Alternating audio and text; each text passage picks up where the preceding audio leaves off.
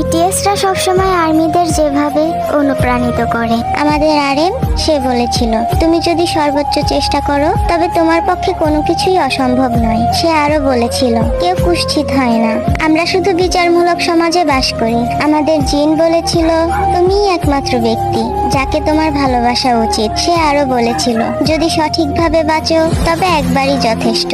আমাদের সুগা সে বলেছিল, অবশ্যই কঠোর পরিশ্রম সবসময় ভালো ফল দিবে। সে আরো বলে, তুমি জন্মেছো সত্যিকারের মানুষ হতে, নিখুঁত হতে নয়। আমাদের জেহব সে বলেছিল, তোমার হৃদয় পরিষ্কার রাখো এবং সর্বদা খুশি থাকো।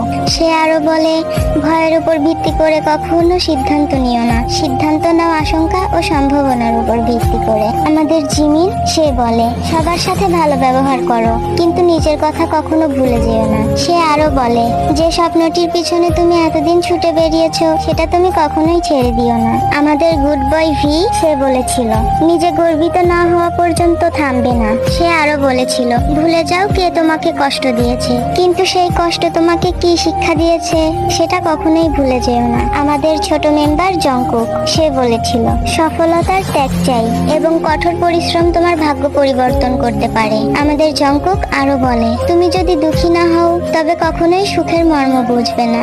বিটিএস তারা শুধু আর্মিদেরকে এই কয়েকটি জিনিসই শেখায়নি, বরং তারা আর্মিদেরকে শিখিয়েছে কিভাবে বাঁচতে হয়।